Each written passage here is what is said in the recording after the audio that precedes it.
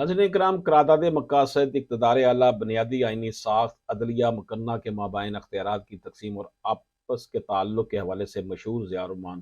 Case की हम बात करते हैं। ये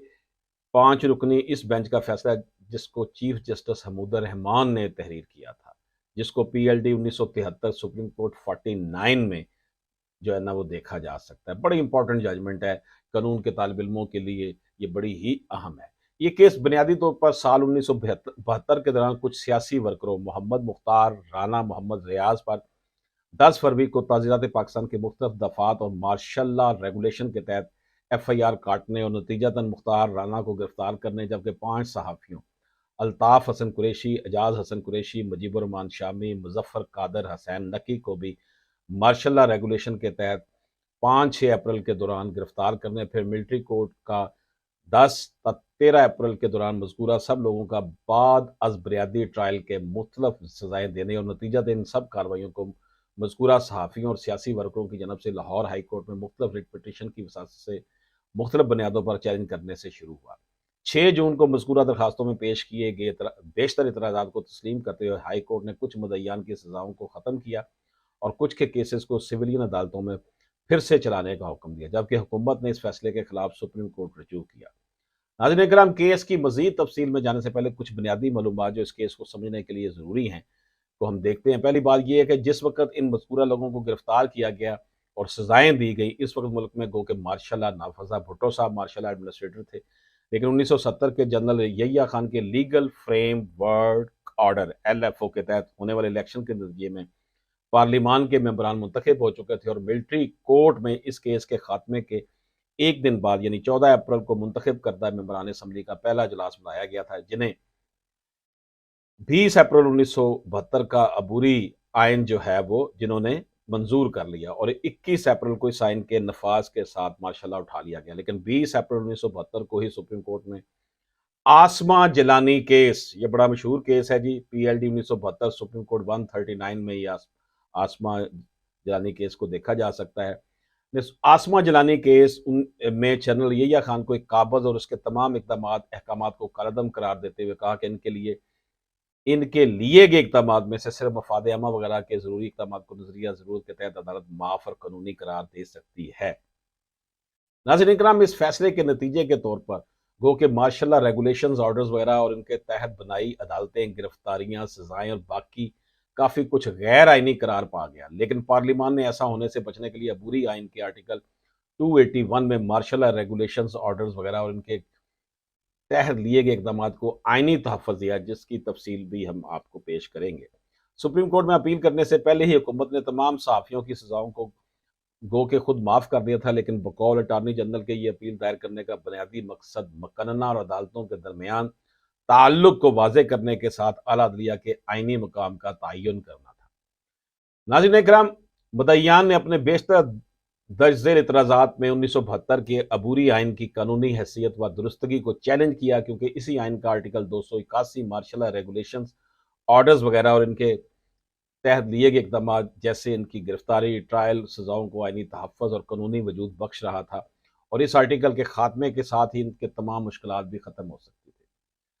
नाज़रीन इकराम, इतराज़ात या मुद्दईयान के दलाइल क्या थे? मौजूदा असम्बली की तश्कील और इसके इंतखाब की बुनियाद बनने वाला LFO लीगल फ्रेमवर्क ऑर्डर जब आसमा जलानी केस के फैसले के बाद कलअदम करार पाया, तो इसकी बुनियाद पर होने वाले इलेक्शन और बनने वाली असम्बली भी कानूनी हैसियत खो बैठी। नाज़रीन इकराम, लीगल फ्रेमवर्क ऑर्डर वो दस्तावेज है जिसके तहत 1970 के इंतखाबात हुए वफाकी सूबाई असम्बलियों की हैसियत और आइन बनने के बुनियादी असूल समेत बहुत से कलीदी रियासती मामला तय हुए। क्योंकि 1970 के इलेक्शन के तहत मशरकी व मगरबी पाकिस्तान से मुंतखब करदा मेंबरान कौमी असम्बली में से अक्सरियत मशरकी पाकिस्तान के बांग्लादेश बन जाने की वजह से कानून साज असम्बली की कार्रवाइयों में अदम शिरकत की बुनियाद पर अमली तौर पर असम्बली का हिस्सा नहीं रहे थे। इसलिए अक्सरियत की गैर मौजूदगी में इस असम्बली का ना तो वजूद कानूनी है और ना ही आइन साजी की मजाजी है। ये आइन साज करने की मजाजी है। जब असम्बली का ना वजूद कानूनी है और ना ही आइन साजी की मजाज है, तो फिर इसका बनाया हुआ 1972 का अबूरी आइन भी कानूनी या एक जायज़ आइन कहलाने का मुस्तहिक नहीं। इसलिए इस आइन से पहले का यानी 1962 के आइन को जायज़ व नाफिजुल अमल आइन तस्लीम किया जाए और मौजूदा असम्बली को आइन साज असम्बली की बजाय नजरिया ज़रूरत के तहत महज कानून साज असम्बली करार दिया जाए, जो कि 1962 के आइन में दिए गए तरमीम के तरीक़ाकार को इस्तेमाल करते हुए मज़कूरा आइन में महज तरमीम करने और कानून साजी की हकदार हो। एक और इतराज़ मुद्दईयान की तरफ से यह था कि सबसे बड़ा इतराज़ यह था कि करारदाद मकासद जो कि 1972 के अबूरी आइन में दिबाचा के तौर पर शामिल की गई थी की बुनियाद पर किया गया था, जिसके मुताबिक करारदाद मकासद आइन से बालातर एक दस्तावेज है जिसमें अवाम की मंगों, हकूक, मुस्तकबिल के पाकिस्तानी आइन और रियासती ढांचे को वाजे किया गया। और चूंकि आसमा जिलानी केस के फैसले में इसको पाकिस्तान के कानूनी निज़ाम का बुनियादी असूल करार दिया गया था, तो ना सिर्फ आइन साजी के अमल में इसकी शिकों से रूह गर्दानी जायज़ नहीं, बल्कि अदलिया 1972 के अबूरी आइन की वो दफ़ा जिसे दफ़ा 281 जिसमें करारदाद मकासद में दर्ज मुख्तलिफ असूलों बुनियादी इंसानी हकूक की खिलाफ वर्जी की गई हो कलअदम करार दे सकती है। बुनियादी असूल से मुराद किसी कानूनी निज़ाम का वो बुनियादी असूल कानून है जो इस निज़ाम में दर्जा बंदी के लिहाज से सबसे अरफा व आला मकाम रखता हो। इस निज़ाम के बाकी सब कवानीन में असूल अपने जायज़, काबिल कबूल और कानूनी तौर पर दुरुस्त होने के लिए इसके मोहताज होते हैं, यानी वो अगर इस बुनियादी असूल के मुताबिक होंगे तो दुरुस्त, वगरना इस निज़ाम में गलत करार पाएंगे। क्योंकि मंदरजा वाला एतराज़ात सुप्रीम कोर्ट के साथ साथ हाई कोर्ट में भी दौरान समाअत उठाए गए थे, तो इसलिए यहाँ ये जिक्र करना ज़रूरी है कि हाई कोर्ट के 5 रुकनी बेंच में से किसी ने भी असम्बली के गैर आइनी होने या 1972 के अबूरी आइन की बजाय 1962 के आइन के नाफिजुल अमल होने को तस्लीम नहीं किया और सिर्फ 2 जजेस ने करारदाद मकासद को आइन से बालातर और उसका बुनियादी असूल होना तस्लीम किया, लेकिन आर्टिकल 281 को फिर भी करारदाद मकासद के मुतसादम करार नहीं दिया। नाज़रीन इकराम, यहाँ पर जो हुकूमत के दलाइल थे, अब हम उसकी बात करते हैं कि हुकूमत ने इसमें जो दलाइल दिए वो क्या थे।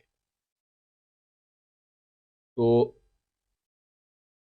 अटॉर्नी जनरल के मुताबिक आर्टिकल 218 एक जनरल यहिया खान के मार्शल की शुरुआत यानी मुअर्रखा 25 मार्च 1969 1969 से लेकर इसके इख्तिताम यानी 21 मार्च 1972 तक बनाए गए जुमला कवानीन बशमूल मार्शल रेगुलेशन को तहफ़्फ़ुज़ देते हुए करार देता है कि ये कवानीन मजाज अथॉरिटी ने बनाए हैं। इन कवानीन को किसी अदालत में चैलेंज नहीं किया जा सकता और ना ही कोई अदालती फैसला इन कवानीन पर असरअंदाज हो सकता है। यहाँ मकसद आसमा जलानी केस के फैसले का असर ख़त्म करना था। इसी तरह आर्टिकल 281(2) मज़कूरा बाला कवानीन से माखूज़ अख्तियारात के साथ के इस्तेमाल या मुबैना इस्तेमाल में उठाए गए तमाम इक़दामात और अहकामात के इजरा को दुरुस्त करार देने के साथ साथ इसके मतलब अदालत का अख्तियार समाअत भी ख़त्म कर रहा है। नाज़रीन इकराम, अटॉर्नी जनरल का आर्टिकल 281(2) के बारे में बुनियादी मौक़िफ़ कुछ यूँ था कि मार्शल कवानीन के तहत किए गए तमाम काम जैसे गिरफ्तारियाँ, फौजी अदालतों का क़याम, इनकी सज़ाएँ, कार्रवाइयाँ वगैरह, चाहे तो सच सच में खुलूस दिल से मार्शल कवानीन पर अमल दरामद करके किए गए हों या फिर महज मार्शल कवानीन का सहारा लेकर बददियानती बिना अख्तियार या अख्तियारात से तजावज़ करके यानी मज़कूरा मार्शल कवानीन की भी खिलाफ वर्जी करके साथ अंजाम दिए गए, तब भी चूँकि आर्टिकल 281(2) में मुबैना तौर पर बनाया गया है, लिया गया है या किया गया है कि जुमले ज़रिए पार्लिमान ने दोनों अक़साम के इक़दामात को कानूनी करार दे दिया, तो अब अदालत को इक़दामात के हवाले से किसी बुनियादी इख्तियार समाअत हासिल नहीं है। ये हुकूमती दलाइल है। अपने इस मौक़िफ़ के हक़ में अटॉर्नी जनरल ने मुतअद्दिद फ़ैसलों के साथ साथ बरतानिया के निज़ाम कानून में पार्लिमान की जो बालादस्ती है और इसके कानून की हतमियत से मुतल्लिक़ डायसी और बाकियों की तहारीर समेत वहाँ के अदालती नज़ायर का सहारा लिया, जिनके मुताबिक पार्लिमान का बनाया हुआ कानून हरफ़ आखिर है, जिस पर अदालत समेत कोई भी उंगली उठाने या ना मानने का मुजाज नहीं। नाज़रीन इकराम, अटॉर्नी जनरल के मुताबिक आसमा जिलानी केस में यहिया खान को गासिब करार दिए जाने और उसके तमाम इक़दामात अहकामात शुरुआत से ही कालादम करार पाने की वजह से एक आइनी बहरान के खड़े होने का अंदेशा था, क्योंकि इस फैसले की वजह से मार्शल दौर में मफाद अमर जमहूरियत की बहाली के लिए इक़दामात भी बातिल करार पा गए। अब इस फैसले के मुताबिक चूँकि अदालत नज़रिया ज़रूरत के तहत सिर्फ मखसूस इक़दामात वो भी जब इसके सामने समाअत के लिए लाए जाते माफ़ कर सकती थी, तो पार्लिमान ने मुल्क में आइनी बहरान को रोकने की खातिर अबूरी आइन में आर्टिकल 281 को शामिल किया। वो ऐसा करने की बिल्कुल मजाज है। ये हुकूमत के दलाइल है। नाज़रीन इकराम, इसके अलावा अटॉर्नी जनरल ने यह मौक़िफ़ अपनाया कि अदलिया बाकी रियासती इदारों की तरह आइन की ताबे और अपनी ताकत और इख्तियार के लिए आइन की मोहताज होने की बिना पर आइन से बाहर किसी और दस्तावेज जैसे करारदाद मकासद को बुनियाद होते हुए आइन की किसी शिक या किसी कानून को कलअदम करार देने का हक नहीं रखते। नाज़रीन इकराम, अदालती फैसला और दोनों अतराफ के दलाइल का तजिया जो किया गया इस केस में, उसकी तरफ हम आते हैं। नाज़रीन क्या नंबर एक, क्या पाकिस्तानी पार्लिमान को कामल बालादस्ती, एब्सोल्यूट सॉवरेनिटी और इसके कानून को कामल हतमियत, फाइनलिटी हासिल है? अदालत ने सबसे पहले बरतानवी निज़ाम कानून की बुनियाद पर पाकिस्तानी पार्लिमान के लिए बेचूं चरां की हकमियत तो बालादस्ती बनवाने से मुतल्लक अटॉर्नी जनरल के दलाइल को इस बुनियाद पर रद्द किया कि पाकिस्तान का निज़ाम कानून एक मदून या तहरीर शुदा आइन रखने की बिना पर बरतानवी निज़ाम से बिल्कुल मुख्तलिफ है। ऐसे तमाम ममालिक जहाँ तहरीर शुदा आइन मौजूद हो, वहाँ इक़्तिदार आला की ताकत सिर्फ पार्लिमान की बजाय इसके अदलिया और इंतज़ामिया के दरमियान आइन में दी गई स्कीम के मुताबिक तकसीम होती है। ऐसे तमाम ममालिक में इक़्तिदार आला के इस सह अफ्रीकी तकसीम के नतीजे में सह अफ्रीकी तकसीम क्या हुई जी? अदलिया, इंतज़ामिया और पार्लिमान यानी मकन्ना। तो ऐसे तमाम ममालिक में इक़्तिदार आला के सह अफ्रीकी तकसीम के नतीजे में फितरी तौर अदलिया का न सिर्फ ये काम होता है कि वो सबको आइन में दिए गए इख्तियारात से तजावत करने से रोके, बल्कि सबसे ऊंची और आइनी अदालत होने के नाते फितरी तौर पर हासिल शुदा आइनी नज़रसानी के हक को इस्तेमाल करते हुए यानी जुडिशल रिव्यू करे किसी कानून, चाहे वो कानून इसके इख्तियार समाज से मुतल्लिक ही क्यों ना हो, कि ना सिर्फ तशरीह कर सकती है बल्कि खिलाफ आइन होने की बुनियाद पर इसको कलअदम भी करार दे सकती है। इसके अलावा पार्लिमान आइनी दायरा अख्तियार में रहते हुए किसी भी किस्म की कानून साजी करने का मुकम्मल हक रखती है, यहाँ तक कि वो किसी अदालती फैसले या अदालत को भी कानून साजी के जरिए ख़त्म कर सकती है। दूसरा जो इसमें पॉइंट रेज किया, करारदाद मकासद का पाकिस्तानी कानूनी निज़ाम में मकाम क्या है? अदालत ने करारदाद मकासद की आइन साजी व कानून साजी के हवाले से मुबैना मकाम से मुतल्लिक पिटिशनर्स के मौक़िफ़ का जायज़ा लिया और यह करार दिया कि मजाज अदारे अथॉरिटी की तरफ से कानूनी तौर पर मंजूर शुदा और अवाम की तरफ से तायद शुदा एक तहरीरी या मदऊन शुदा आइन की किसी शेख को अदलिया कालअदम करार नहीं दे सकती और ना ही कोई ऐसी दस्तावेज जैसे कि करारदाद मकासद, चाहे वो कितनी ही अहमियत या तकद्दस की हमल क्यों ना हो, अगर इसको आइन का बाकायदा हिस्सा नहीं बनाया गया तो वो आइन को कंट्रोल नहीं कर सकती,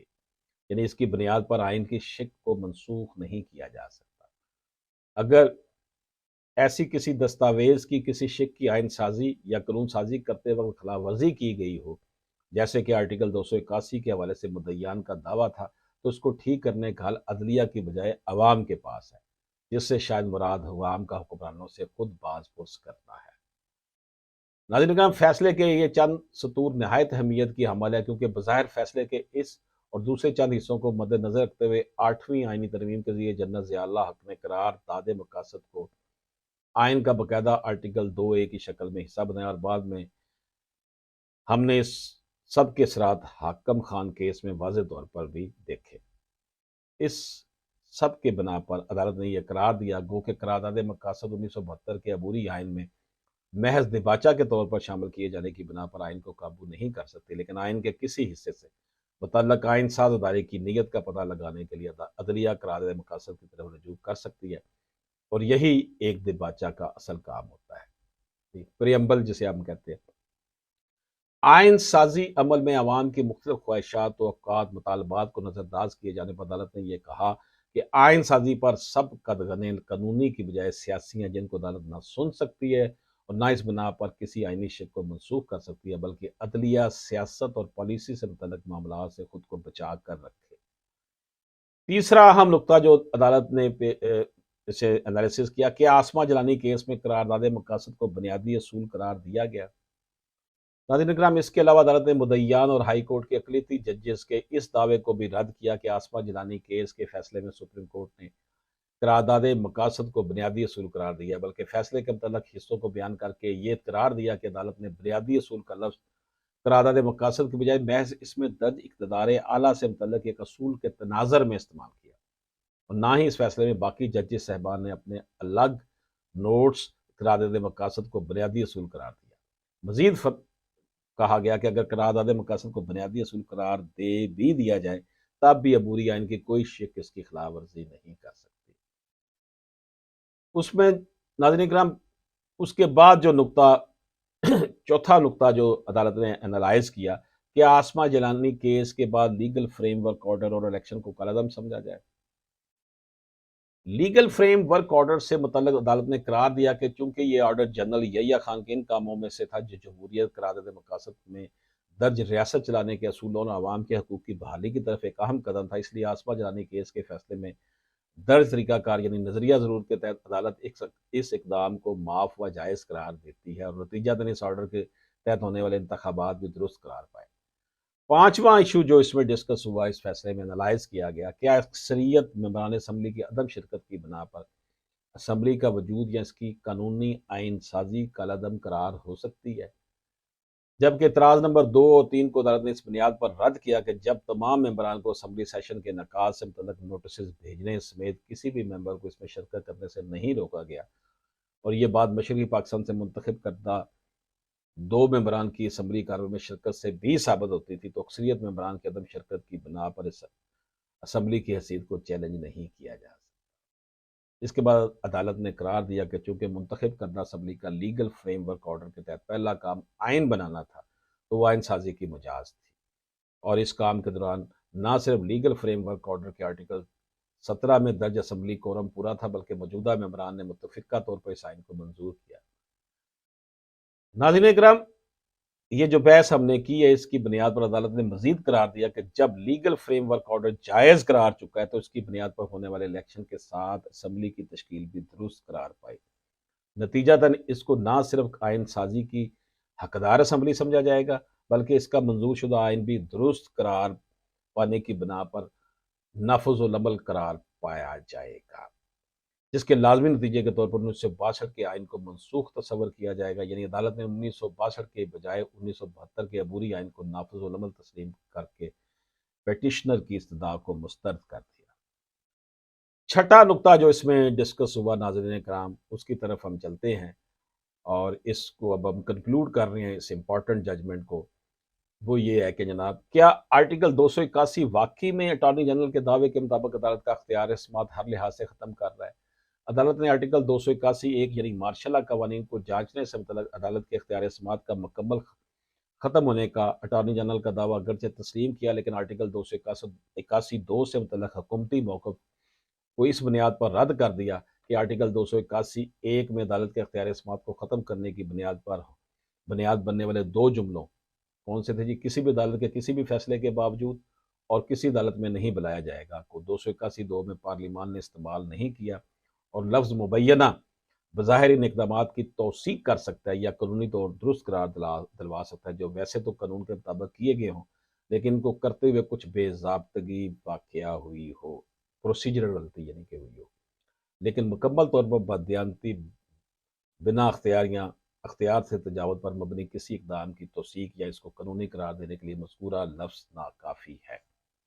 پاس اس بنا پر عدالت نے قرار دیا کہ عدالت کو ذیلی شق 1 میں درج مارشلہ دور کے قوانین کے حوالے سے اگرچہ اختیار سماعت حاصل نہیں ہے لیکن ان قوانین کے تحت شق 2 میں درج اقدامات کے حوالے سے اختیار سماعت حاصل ہے۔ آرٹیکل 218 کی تشریح کے حوالے سے عدالت نے اپنے اس موقف کے لیے مختلف عدالتی نظائر کے علاوہ یہ دلیل دی کہ مہذب افراد پر مشتمل کوئی پارلیمان بددیانتی اختیار سے تجاوز، غیر مجاز یا غیر قانونی طور پر سر انجام دیے گئے اقدامات کی توثیق نہیں کرتی۔